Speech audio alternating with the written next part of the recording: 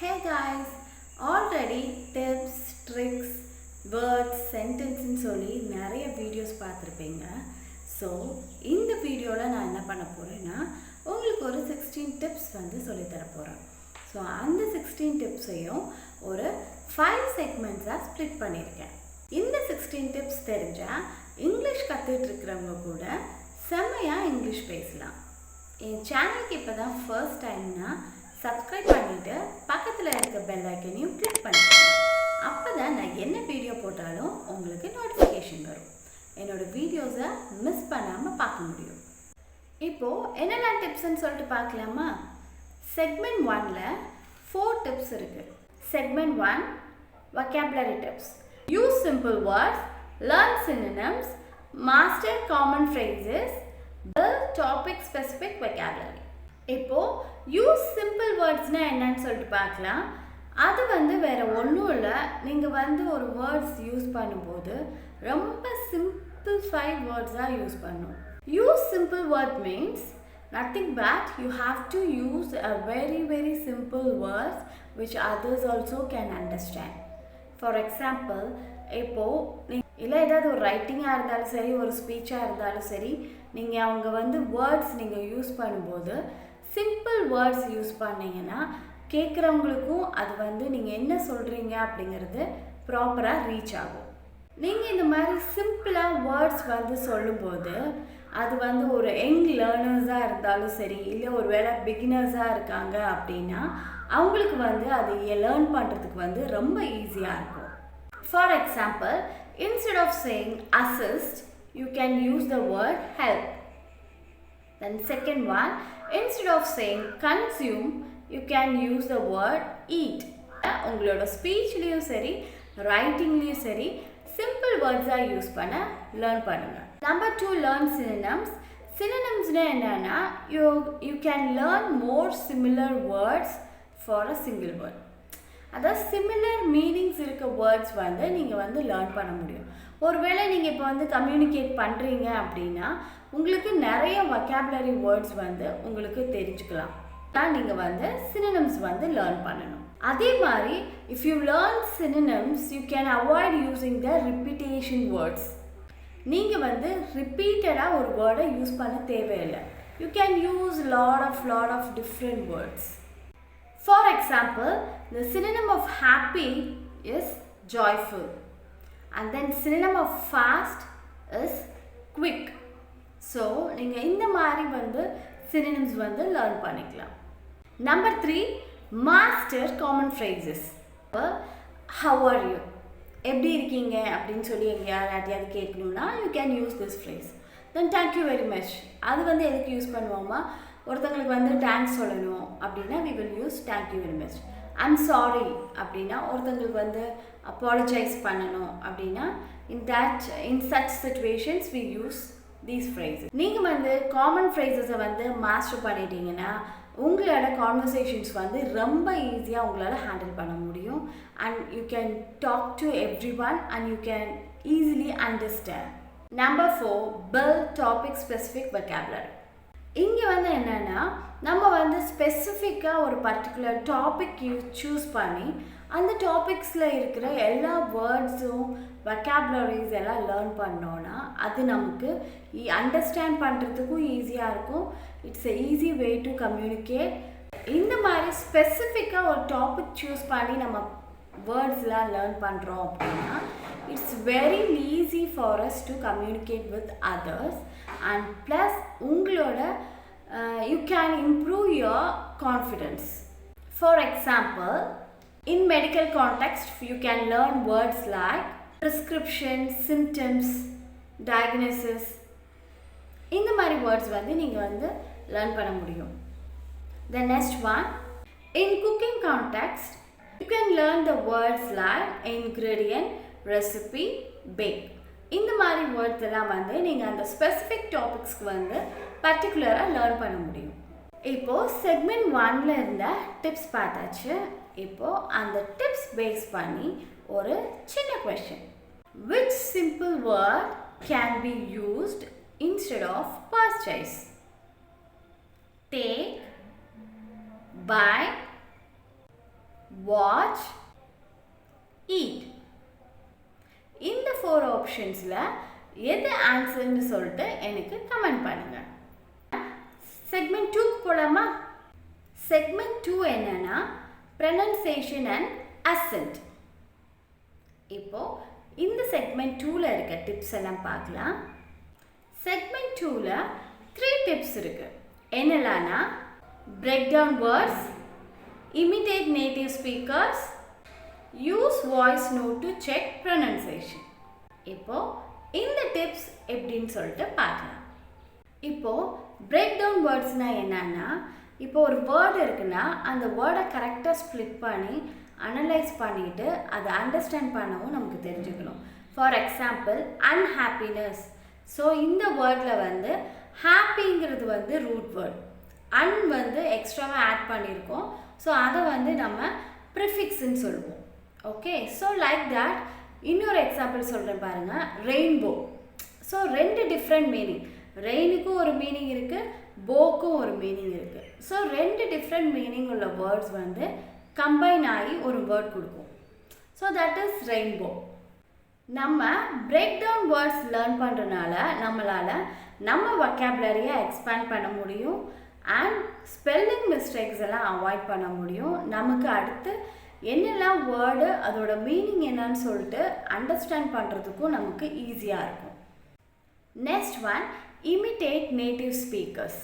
Imitate native ஸ்பீக்கர்ஸ்னால் என்னென்னா, நம்ம ஒரு வீடியோ பார்க்குறோம் அப்படின்னா நம்ம இங்கிலீஷ் பேசுகிறவங்களோட வீடியோ நம்ம இப்போ பார்க்குறோம். ஸோ அங்கே நம்ம என்ன பண்ணணும்னா, அந்த பர்சன் வந்து எந்த மாதிரி பேசுகிறாங்களோ அதே மாதிரி நம்ம அவங்க கூடயே பேசுகிறதுக்கு ப்ராக்டிஸ் பண்ணணும். ஸோ இந்த மாதிரி நம்ம ப்ராக்டிஸ் பண்ணுறனாலையும் நமக்கு நம்மளோட வேர்ட்ஸ் ப்ளஸ் ப்ரொனன்சியேஷன் வந்து நல்லா இம்ப்ரூவ் ஆகும். Next one, use voice note to check the pronunciation. So voice note எதுக்குன்னா, நீங்கள் வந்து ஒரு பேசேஜை ரீட் பண்ணுங்கள், அதை வந்து ரெக்கார்ட் பண்ணிக்கோங்க. ரெக்கார்ட் பண்ணிவிட்டு அந்த வந்து நீங்கள் கேட்கும்போது நீங்கள் வந்து ஒவ்வொரு வேர்ட்ஸை வந்து எந்த மாதிரி ப்ரனவுன்ஸ் பண்ணியிருக்கீங்க, அந்த ப்ரனவுன்சியேஷன் வந்து கரெக்டாக வரல அப்படிங்கிறது வந்து உங்களால் டிஃப்ரென்ஷியேட் பண்ண முடியும். So voice note is more important. Segment 3, listening skills. Listening ஸ்கில்ஸில் 2 டிப்ஸ் இருக்குது. என்னென்னா, listen to native content, practice active listening. இப்போது லிசன் டு நேட்டிவ் கண்டென்ட்னா என்னன்னு சொல்லிட்டு பார்க்கலாம். லிசன் டு நேட்டிவ் கண்டென்ட்னா என்னென்னா, நம்மளை வந்து எப்போவுமே அந்த நேட்டிவ் ஸ்பீக்கர்ஸோட வீடியோஸ் ஆடியோஸ் வந்து எப்போவுமே நம்ம அதில் வந்து எங்கேஜாக இருக்கணும். மோஸ்ட்லி நம்ம வந்து ஒரு விஷயம் வந்து கேட்டுகிட்டே இருக்கோன்னா நமக்கு வந்து அது பழகிடும் இல்லையா? ஸோ நம்ம அந்த மாதிரி நம்ம கேட்கும்போது நேட்டிவ் ஸ்பீக்கர்ஸ் வந்து மோஸ்ட்லி எந்த மாதிரி காமன் ஃப்ரேசஸ் யூஸ் பண்ணுவாங்க, இடியம்ஸ் யூஸ் பண்ணுவாங்க, ப்ரனன்சியேஷன் சேஞ்சஸ் இருக்கும். ஸோ நீங்கள் வந்து அதை ஈஸியாக கிராப்ஸ் பண்ணிக்க முடியும். Next one, practice active listening. Practice active லிசனிங்னா என்னென்னா, ஒருத்தவங்க ஸ்பீச் கேட்க போகிறோன்னு வச்சுக்கோங்க. ஸோ அங்கே போயிட்டு நீங்கள் வந்து சரி ஜஸ்ட்டு நீங்கள் சும்மா அவங்க என்ன சொல்கிறாங்களோ அதை மட்டும் கேட்டுட்டு அவங்க என்ன மெசேஜ் கன்வே பண்ணுறாங்களோ அதை லிசன் பண்ணலேன்னு வச்சுக்கோங்க, உங்களுக்கு அவர் என்ன சொன்னாங்க அப்படிங்கிறது உங்களுக்கு புரியாது. ஸோ நம்ம வந்து அந்த ஆக்டிவாக நம்ம வந்து லிசன் பண்ணுறது வந்து ரொம்ப முக்கியம். ஸோ வாட் எவர், இப்போ வந்து நீங்கள் வந்து ஒரு ஸ்பீக்கர் பேசுகிறத லிசன் பண்ணுறீங்க அப்படின்னா தான் உங்களுக்கு வந்து அந்த ஹேபிட் வந்து எல்லா இடத்துலையும் வரும். இப்போ நீங்கள் இங்கிலீஷ் லேர்ன் பண்ணுறதுக்காக ஒரு ஆடியோ கேட்குறீங்க, இல்லை ஒரு வீடியோ பார்க்குறீங்க அப்படின்னா நீங்கள் அங்கே வந்து கரெக்டான ஒரு லிசனராக இருக்கணும். அப்போ தான் வந்து உங்களுக்கு என்ன அவங்க சொல்லியிருக்காங்க அப்படின்னு சொல்லிட்டு உங்களால் லேர்ன் பண்ண முடியும். நீங்கள் ஜஸ்ட்டு பாசிவ் லேர்னராக இருந்தீங்கன்னா உங்களால் லேர்ன் பண்ண முடியாது. இப்போ நம்ம 3 செக்மெண்ட்ஸும் அதில் இருக்க டிப்ஸ் எல்லாம் பார்த்துட்டோம். நெக்ஸ்ட் செக்மெண்ட் நம்பர் 4 என்னன்னா, கிராமர் சிம்பிளிஃபைட். கிராமர் சிம்பிளிஃபைடில் 3 டிப்ஸ் இருக்குது. என்னெல்லாம்னா, basic sentence structure, avoid over thinking grammar, use short sentences. Learning basic sentence ஸ்ட்ரக்சர்னால் என்னென்னா, இப்போது ஒரு சென்டென்ஸ் இருக்குன்னா ஒரு ஆர்டரில் நமக்கு அது கரெக்டாக ஃப்ரேம் பண்ண தெரிஞ்சிருக்கணும். நீங்கள் இப்போ வந்து சென்டென்ஸ் லேர்ன் பண்ணும்போது சிம்பிள் சென்டென்ஸாக இருக்கணும். தென் நெக்ஸ்ட் ஒன், அது வந்து சென்டென்ஸ் வந்து எந்த மாதிரி கரெக்டான ஃபார்மேட்டில் உங்களுக்கு ஃப்ரேம் பண்ணவும் தெரிஞ்சிருக்கணும். இந்த செக்மெண்ட்டோட லாஸ்ட்டில் உங்களுக்கு ஒரு கொஷின் கேட்டிருக்கேன். என்னென்னா, இப்போ நான் ஒரு ரீஅரேஞ்ச் த சென்டென்ஸ் கொடுத்துருப்பேன். அதை நீங்கள் கரெக்டாக ஆர்டரில் அரேஞ்ச் பண்ணி எனக்கு கமெண்ட் பண்ணுங்கள். அங்கே என்ன சென்டென்ஸ் கொடுத்துருக்கேன்னு ஃபைண்ட் அவுட் பண்ணிவிட்டு எனக்கு கமெண்டில் ஆன்சர் சொல்லுங்கள். Next one, avoid over thinking grammar.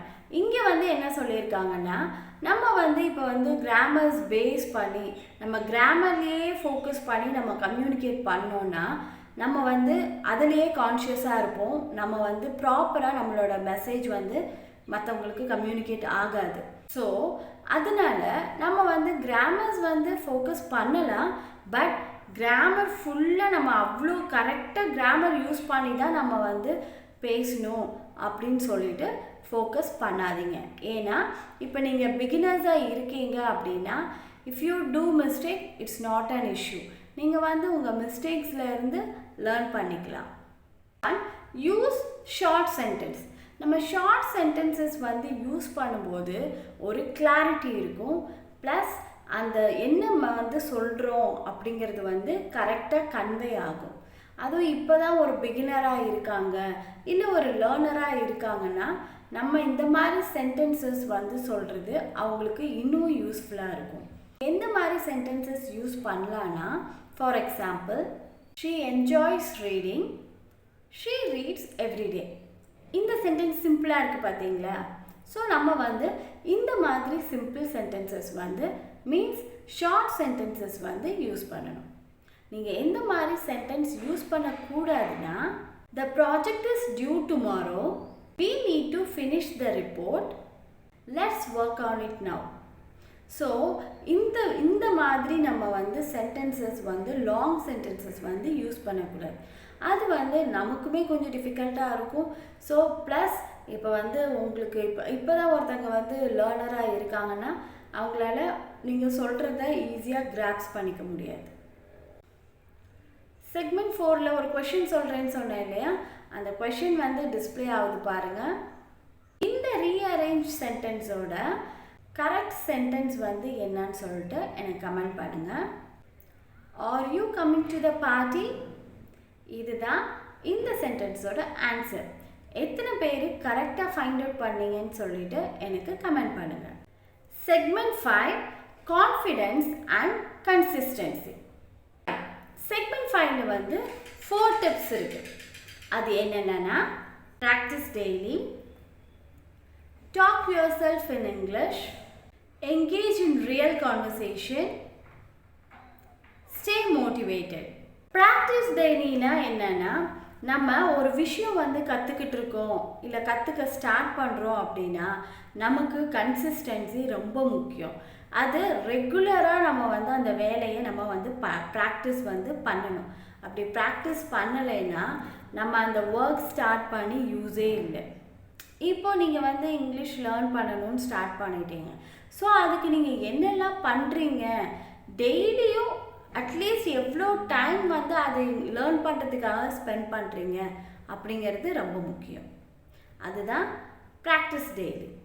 Next one, talk to yourself in English.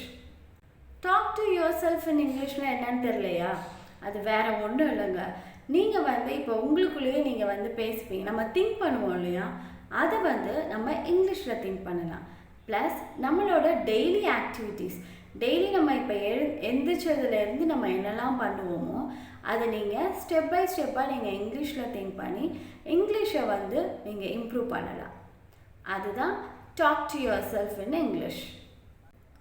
Engaging in real conversation அப்படின்னு என்னென்னா, இப்போ நம்மளாக வாலண்டியராக போய் ஒரு சில கான்வர்சேஷன்ஸில் வந்து நம்மளாக போய் பேச ஸ்டார்ட் பண்ணுறது. நமக்கு இப்போ பேச தெரியல, நம்ம இப்போ தான் கற்றுட்ருக்கோம், நம்ம ஏதாவது தப்பு பண்ணிடுவோம் அப்படியெல்லாம் எதுவுமே யோசிக்காமல் இப்போ எங்கேயாவது ஒரு கான்வர்சேஷன் வந்து பேசுகிறாங்க, உங்களை கூப்பிடுறாங்கன்னா கூட நீங்கள் என்ன பண்ணலான்னா அங்கே நீங்கள் ஹெசிடேட் ஆகாமல் போய் பேசலாம். அப்போது உங்களோட கான்ஃபிடென்ட் லெவல் வந்து இன்க்ரீஸ் ஆகும். அதனால இது வந்து ரொம்ப முக்கியம். Next one, stay motivated. Stay motivated வந்து ரொம்ப ரொம்ப முக்கியம். நம்ம எந்த ஒரு விஷயம் கற்றுக்கிறதா இருந்தாலும் நம்மளை வந்து நிறைய பேர் டிமோட்டிவேட் பண்ணுவாங்க. நம்ம என்ன பண்ணக்கூடாது, அவங்க சொல்கிறதுக்கு காது கொடுக்கக்கூடாது. நம்ம லேர்ன் பண்ண ஸ்டார்ட் ஆகிட்டோம். ஸோ நம்ம அந்த பாத்தில் தான் நம்ம போகணும். நமக்கு நிறைய அப்ஸ் அண்ட் டவுன்ஸ் வந்து இருக்கும். நம்மளே வந்து நமக்கு சரியாக வரல, நம்மளால் அது பண்ண முடியாது அப்படின்னு சொல்லிட்டு நம்ம யோசிக்கக்கூடாது. So always be stay motivated. இப்போது இன்னைக்கு வீடியோவில் உங்களுக்கு 16 டிப்ஸை 5 செக்மெண்ட்டாக ஸ்ப்ளிட் பண்ணி உங்களுக்கு சொல்லிக் கொடுத்தேன் இல்லையா? அந்த டிப்ஸ் எல்லாம் நீங்கள் ரெகுலராக ஃபாலோ பண்ணிங்கன்னா நீங்களும் உங்கள் லைஃப்பில் ஒரு சக்ஸஸ்ஃபுல் பர்சன் ஆகலாம். என்னோட வீடியோ பிடிச்சிருந்தா லைக் பண்ணிவிட்டு உங்கள் ஃப்ரெண்ட்ஸுக்கும் ஷேர் பண்ணுங்கள். அவங்களும் இந்த டிப்ஸ் எல்லாம் யூஸ் பண்ணி அவங்களும் ஷைன் ஆகட்டும். என்னால் 60 டேஸில் ஒர்க்கிங் ப்ரொஃபஷனல்ஸ்க்கு ஸ்போக்கன் கொண்டு வர முடியும். அதுக்கான ஃப்ளூயண்ட் இங்கிலீஷ் ஃபார்முலா என்கிட்ட இருக்குது. உங்களுக்கு இன்ட்ரெஸ்ட் இருந்தால் இந்த மெயில் ஐடிக்கு மெயில் பண்ணுங்கள். நான் உங்களுக்கு டீச் பண்ண ரெடியாக இருக்கேன். தேங்க்யூ ஃபார் வாட்சிங்.